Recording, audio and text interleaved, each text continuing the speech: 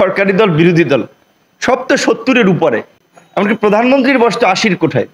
তো 80-র কোঠায় তিনি প্রধানমন্ত্রী, বিশ্বনেত্রী হয়ে দেশ চালাতে পারলে, আন্তর্জাতিক অঙ্গনে পরিচিতি দাঁড় করাতে পারলে 35 বছরের ছাত্ররা কেন বিসিএস দিতে পারবে না?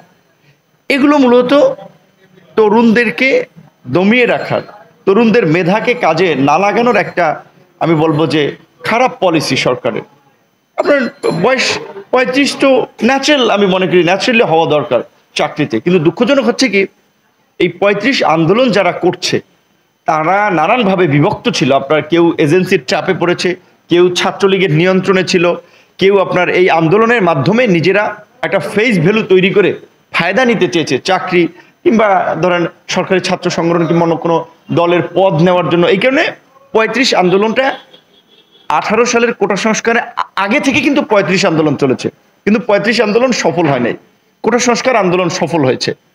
সেই সময় আমরা আসলে বিশেষ করে কোটা সংস্কার আন্দোলন করতে গিয়ে দেখেছিলাম যে ছাত্রদের মধ্যে একটা মিশ্র প্রতিক্রিয়া হচ্ছে, কেউ 35-এর পক্ষে, কেউ বিপক্ষে। যেই কারণে আমরা কোটা সংস্কার আন্দোলনকে ফোকাস করেছি।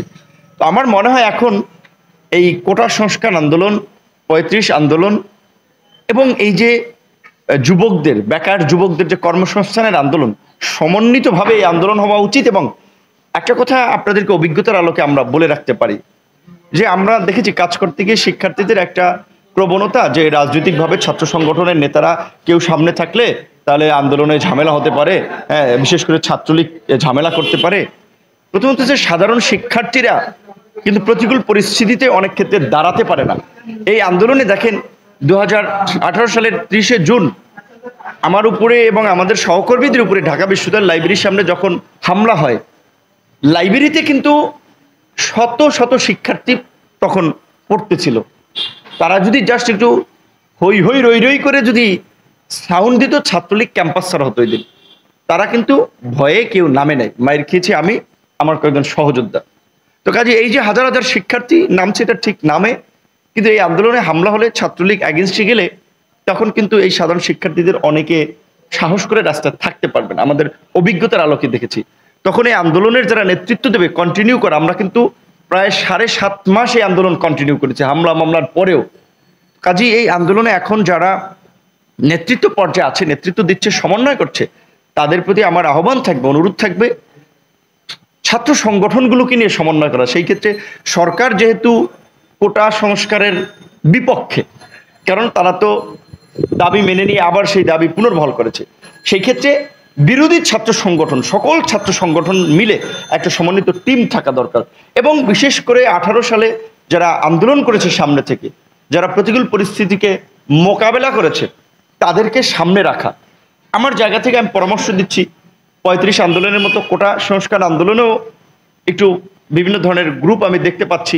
ছাত্রলীগ এই আন্দোলনকে নিয়ন্ত্রণ করতে চাচ্ছে, আবার আর কিছু ছেলেপেলে দেখি ভাইরাল হওয়ার জন্য, ফোকাস পাওয়ার জন্য তারা অন্যদেরকে আপনার সামনে দাঁড়াচ্ছে, দেয় না, লক্ষ্য করেছি।